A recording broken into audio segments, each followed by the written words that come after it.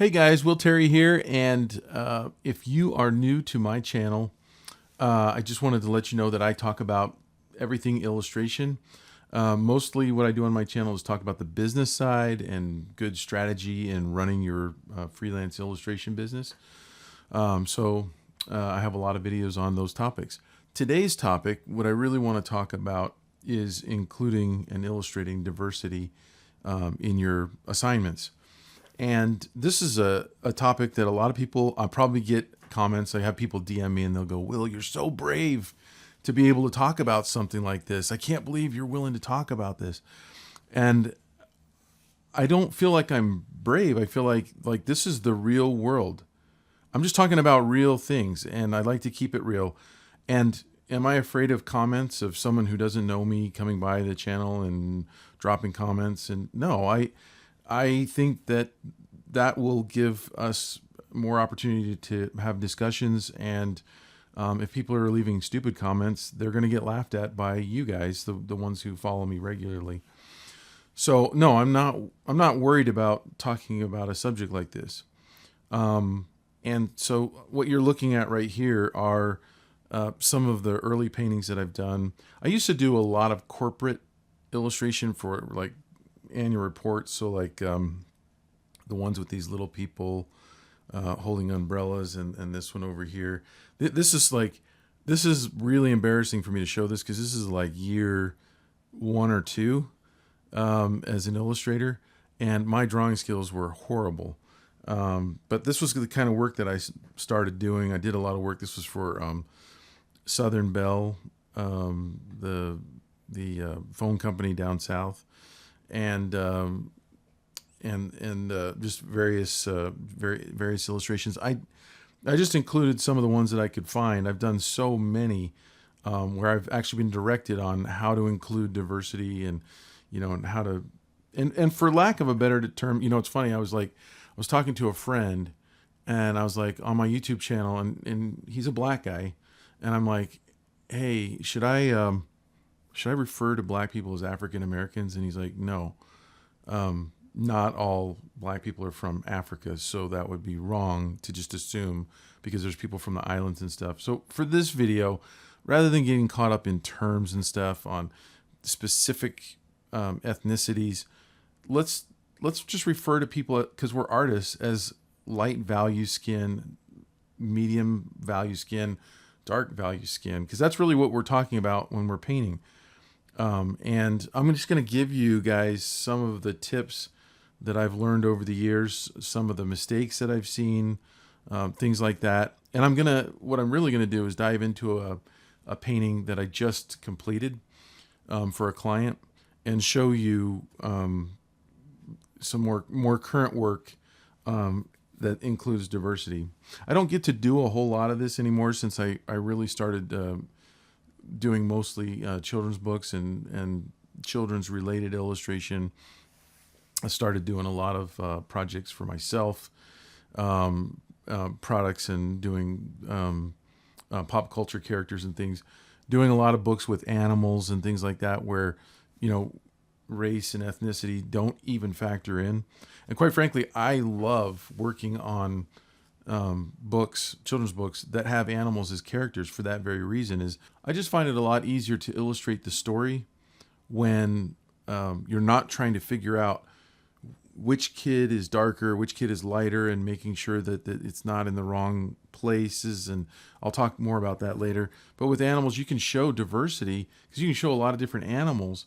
And so it shows that there's a community of very diverse people or animals without without there being a value to any one particular species of animals, for lack of a better way of talking about it.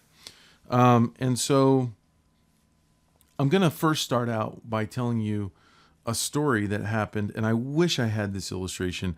I couldn't find it, but this happened maybe, I'm going to guess, roughly 15 years ago. And I was illustrating for a corporate client, an illustration in this style right here with the umbrellas. And the idea was teamwork. So there were I used to illustrate a lot of concepts like, teamwork, stuff like that. So I'm drawing a blank on all the different things. But in the corporate world, there's a lot of demand for that, is, having the workers getting along and working together and being productive and stuff like that. So it was an illustration along those veins, and it was people in business suits and white shirts and ties, and they were handing boxes to each other and then stacking them high, and there was a person directing which way the boxes should go and what stacks they should be in. So there was a lot of different people, and they were all in various positions of picking up boxes, handing off boxes, lifting up boxes, climbing ladders to receive boxes and stack them even higher, and things like that. And so it was a generic kind of concept, but the idea was showing, an office of workers working together. So I'm thinking, well, how do I, which ethnicity or which, race should I put in which place, which value, of skin color should I put here, there? Should I have the darker skin color, on the top of the ladder, on the bottom of the ladder? Should that person be picking up the box or handing it off? There's also a person in there directing and pointing where to put the different boxes. And so, and some of you might have heard me tell this story before on this channel, because I have, but I sent in the sketch, and the feedback that I got back was, we need to have a meeting, a conference call, and because we need to decide, there's some of us on the team that are concerned about, the different ethnicities that you've placed and what it says about that ethnicity. So I said, okay. So I'm on this conference call, and there's 4 or 5 people on the call, and they're saying, well, the thing is, you put the dark skinned guy directing and pointing and showing them where to put stuff, but Bill here, or Nancy, I can't remember who it was, says it makes it look like that race is lazy. You're saying that they're lazy because they're not even in there working, and so I said, well, I thought that would mean that they were in a position of management, and so if I put them lifting up the box, it would make them look like they were just the lower end of the scale in the office, and the hard, the worker, the one that's having to do all the hard work. And all of a sudden it started this buzz, and they started going, oh, I never thought about it like that. Oh, okay. And then finally they go, you know what, Will, we're going to get back to you, and we'll figure this out, and we'll let you know. So the next thing I know, I get an email saying it's fine the way it is. So, and the reason I'm telling that story is because it illustrates the fact that, in what I'm going to basically be saying here, and how to illustrate diversity in your assignments, is you can't get it perfect. Okay, there is no way to get the perfect percentage of dark skin to light skin. There's no way to get the perfect percentage of gender.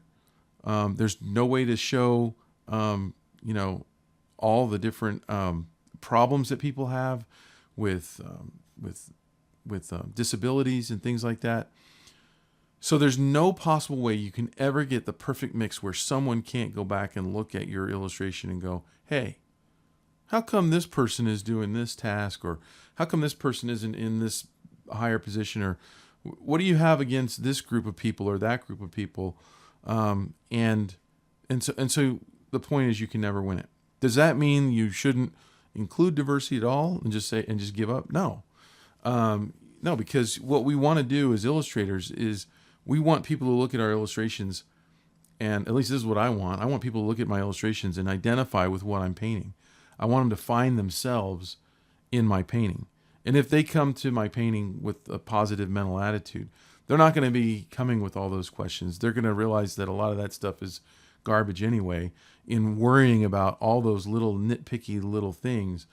And they're going to come with negativity, trying to find a problem Just like I'm sure there's a good chance that there will be comments in this video of people trying to find a problem with this video. And those are negative people, and those aren't people that I spend time with, and those aren't people that I worry about. What I worry about is trying to do right and trying to bring a positivity into my illustrations and into the world, and trying to do the best by, like I said, helping everyone kind of find themselves in my painting. So I'm going to show you the painting that I'm working on now. But before I do, I really want to just show you guys, a lot of people are new to my channel and don't know that I teach. I teach at svslearn.com. That's a website that I co-own with Jake Parker and Lee White. I'm just going to spend just a second here showing you. If you want to see all my classes, just go to all classes there. And then if you go to this search bar and just type in my name, it will pull up all of my classes. So these are all the classes that I've taught that are on this channel. So a lot of people, they'll look at my work and they say, do you teach anywhere? I get that question a lot. And I am able to send them to my website right here. So anyway, just wanted to put that out there. And there is a free trial. So you can go into any of our classes and check them out for free. Okay, so that's all I wanted to say about that. And now I'm going to show you the painting that I'm working on now. And this is for a client that deals in the hospital scene, and they help parents with children that are very ill or terminally ill, and they basically are kind of coach them through the process. And so it's got a very corporate feel because we've got the name of the company up here on the screen, and stuff like that. But I wanted to show you this because and then also, if you stick to the end, because I like to, for people who tuned in for the diversity part, I want to hit that first. But at the end, when I'm done with this, I'm going to talk about how I got paid double for this one, because some people are interested in the fee structure and things like that. And also in my design strategy for making this painting easier for me to pull off. So I'll be talking about that as well. But one of the things that I've learned over the years is you'll never go wrong by, well, first off, this is my philosophy. Dark-skinned, island people, African people, darker-skinned people, black-skinned people, they account for about roughly 13% of the U.S. population. So that's just a little bit more than 1 out of 10. And white people being the majority, I believe it's a little over 50%.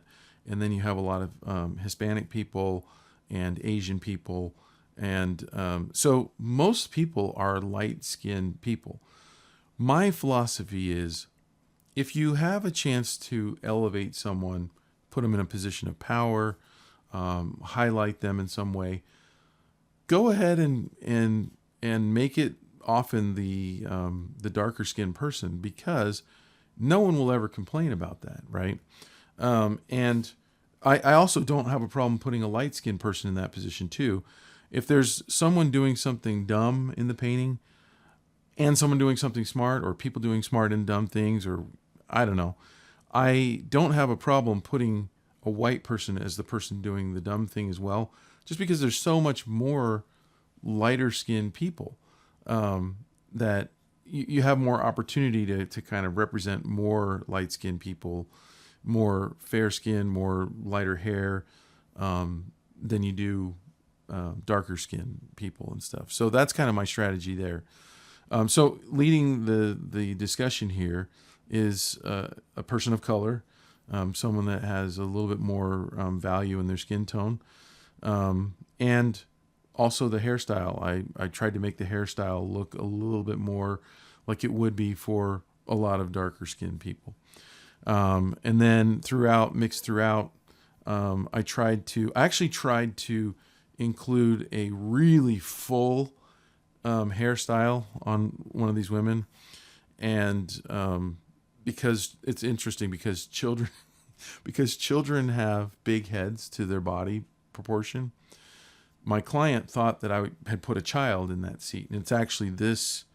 It was this person right here, this woman right here, and so they said, "Well, we want you to change that child to an adult, and keep the same skin tones, but make it an adult." And rather than trying to explain to him, no, it was a full hairstyle like you see some women wear.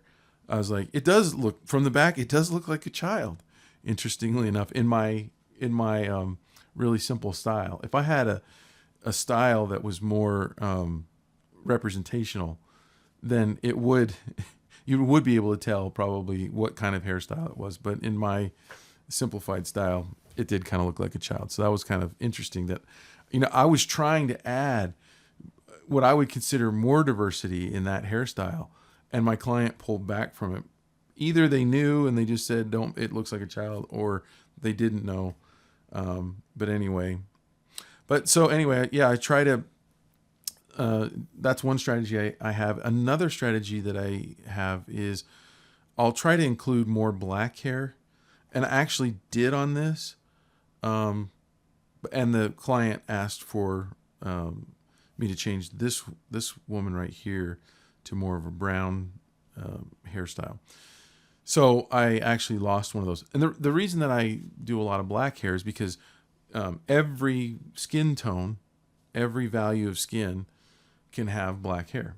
So, white people, black people, Asian people, Hispanic people, island people, everybody can have black hair. So the more black hair you have, the more someone can identify themselves in my work. I did not grow up looking at books, and I actually had a discussion with a friend of mine, Tyrus Gaucher, on this very subject. He grew up, and he's the one that corrected me and said, "No, it's just I'm a black guy. Call me a black man."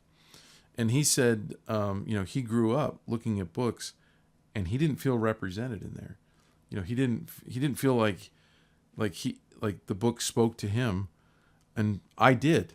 I always did feel like that because all the books that I read growing up had white kids in them. So I don't want people to look at my illustrations and not see themselves or not feel like they fit into the messaging. And so I will try to include more black hair. So those are my two basic strategies. But just kind of know, I guess my main message in this video is don't sweat it.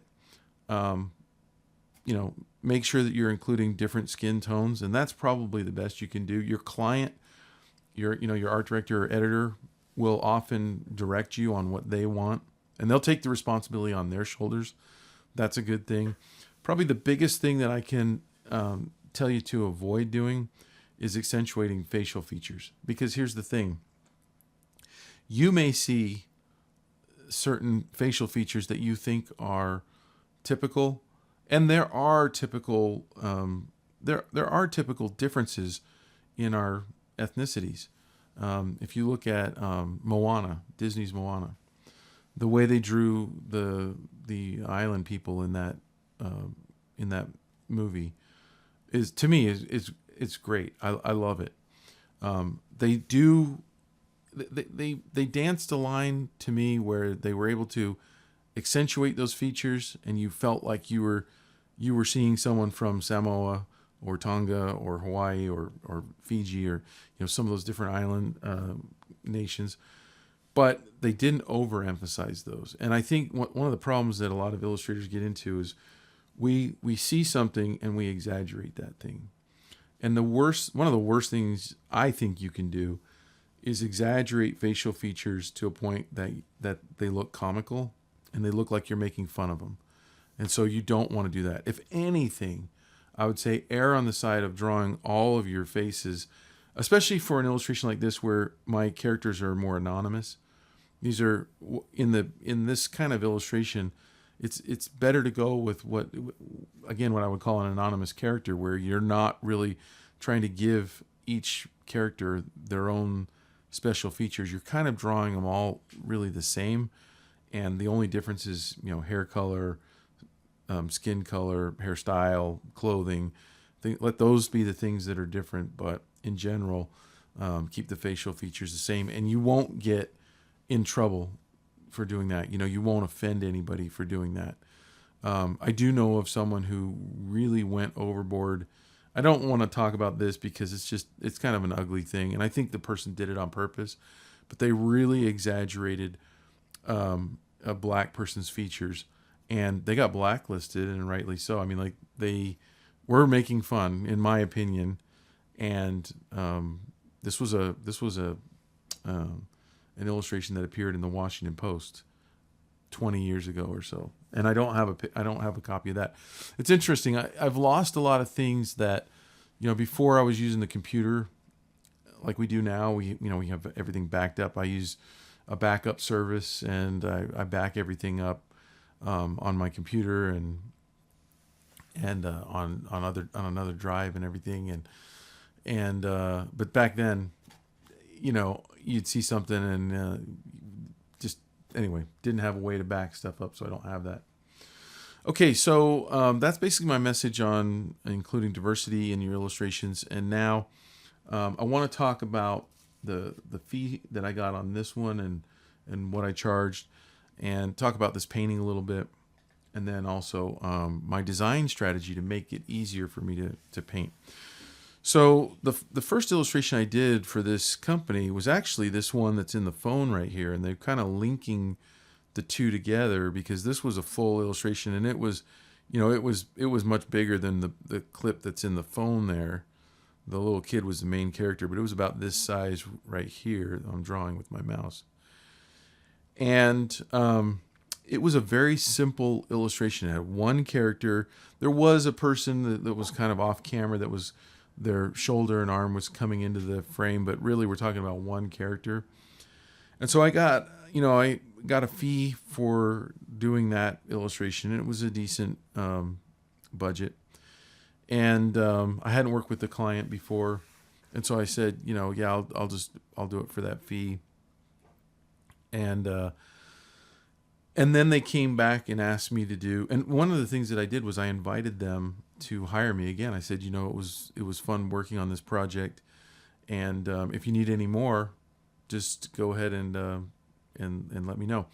Well, they came back and said, yeah, we have another illustration. Do you want to do that? It came through my rep, and the first question that I had for my rep, and this is really what you must do. You've got to make sure that you're doing this. Is the question was, hey, they got another one. Do you want to do it?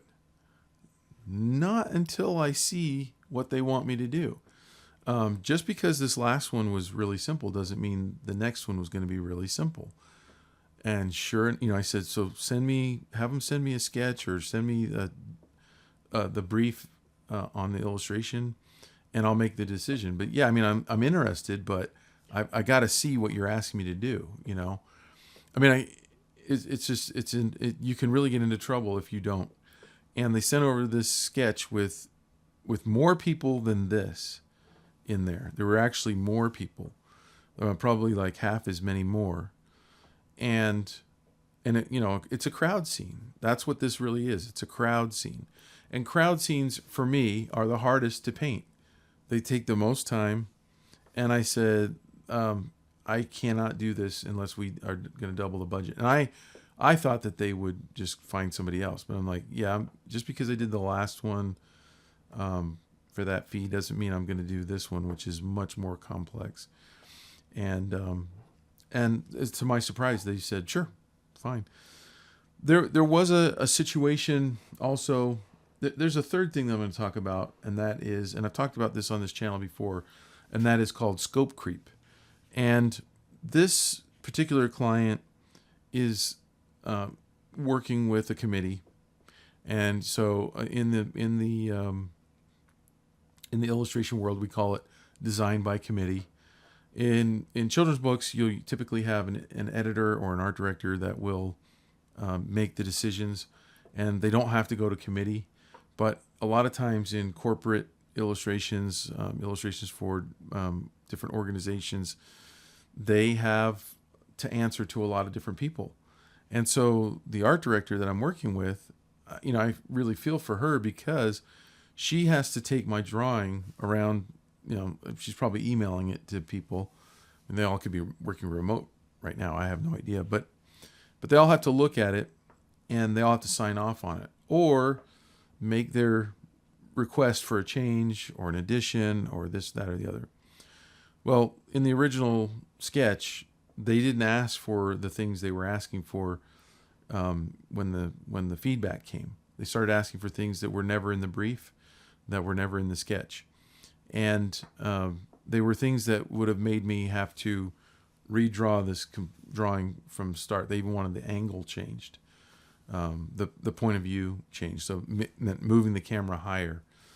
And at that point, and I'd love to know what you guys think in the comments section about this. But at that point, I said, I politely told my rep, and I sent an email to both the client and the rep and said, hey, I'm not willing to make those changes. Now, keep in mind, I have worked my way up to a position in illustration where I can afford to lose a job and lose in the middle.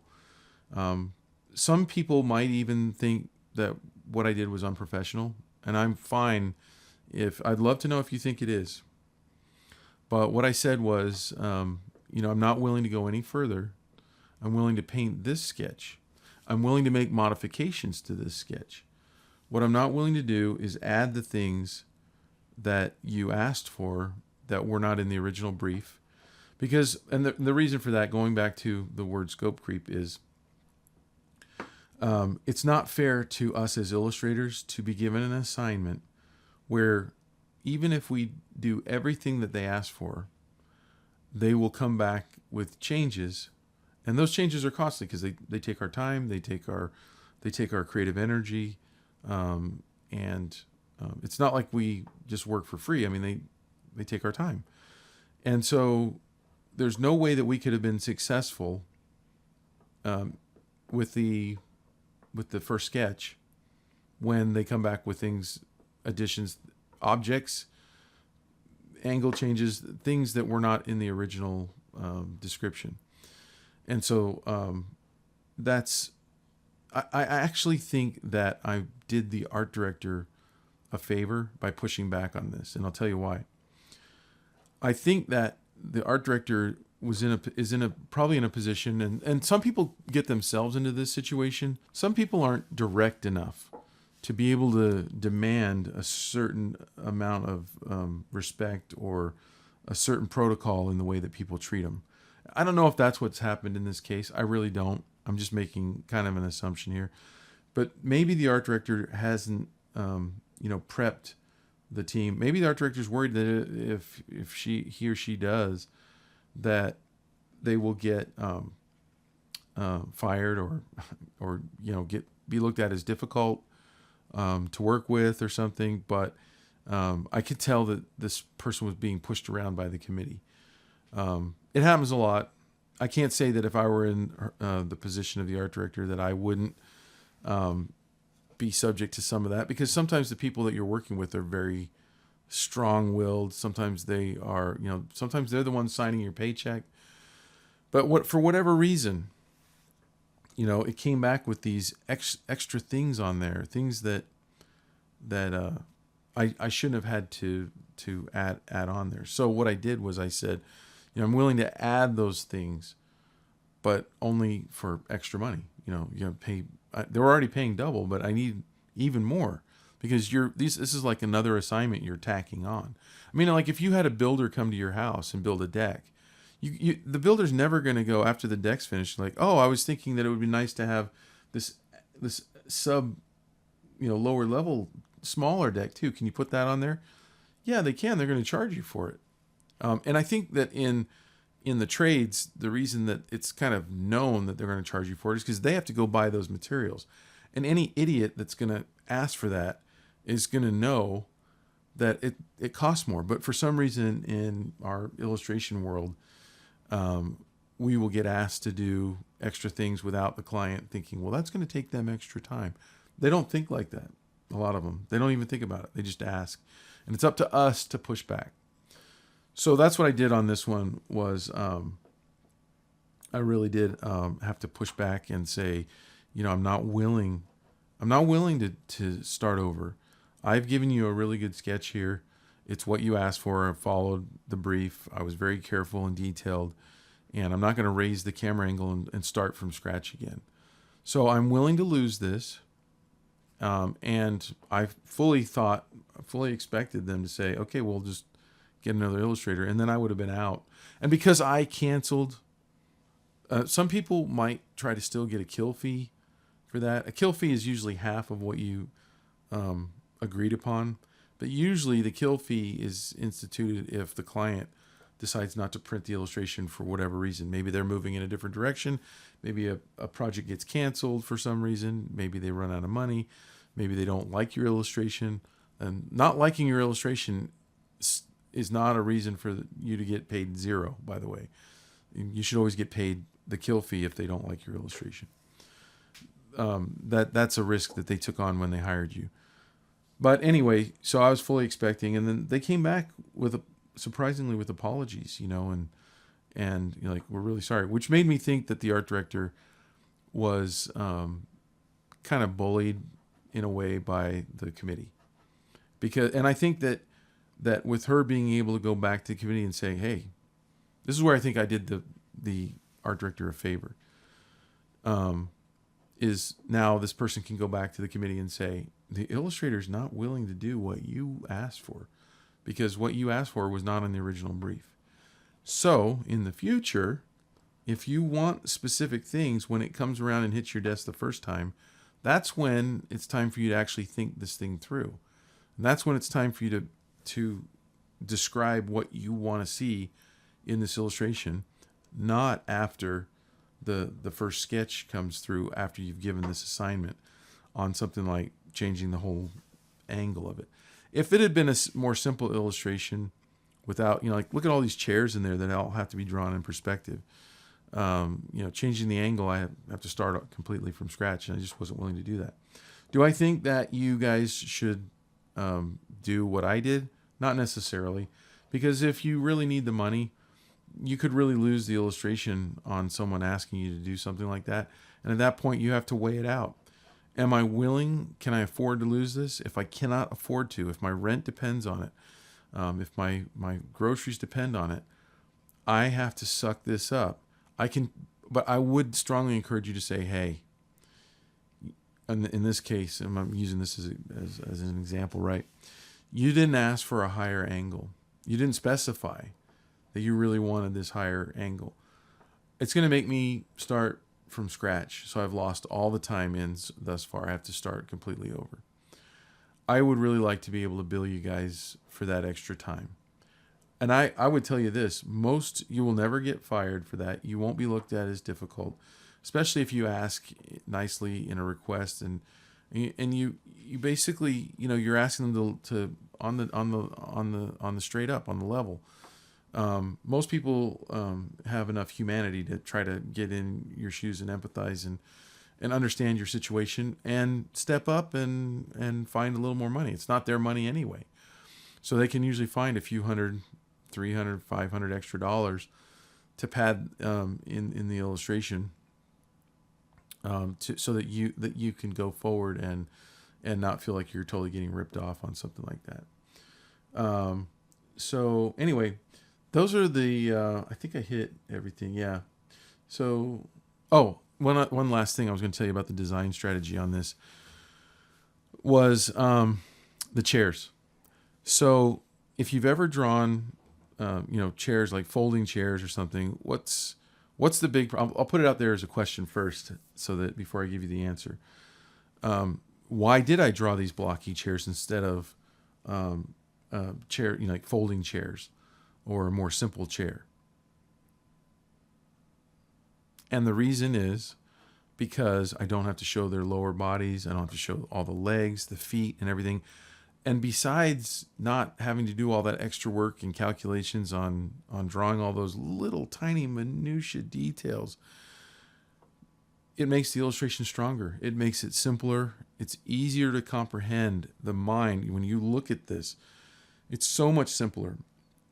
And in the past, I would have just said, well, there's probably temporary chairs. I mean, chairs with legs, which most chairs are. They gave me a photograph of the top of this hotel with really avant-garde, modern furniture. And so looking at that, the style of these blocky chairs totally fit in. But it was a pro hack to avoid illustrating minutia that would only detract from the illustration and take gobs more time and energy. And so anytime you can look to do something like that, I would say go for it. Another strategy you can do to simplify not having to show legs and stuff is with camera angle. A higher view sometimes will allow you to, I'm thinking more like people that are sitting at a table will allow you to hide the legs and stuff of them under the table. There are things that sometimes find themselves into our illustrations that are superfluous and that are detail oriented, that will take people's attention but won't tell any story. And those are things that you've got to look to figure out how to avoid, how to take out of your illustrations. So anyway, love to hear what you guys' thoughts are in the comments, and let's all laugh at anybody who writes something really stupid down there. And anyway, I hope you guys have a great day, and I will see you on my next video.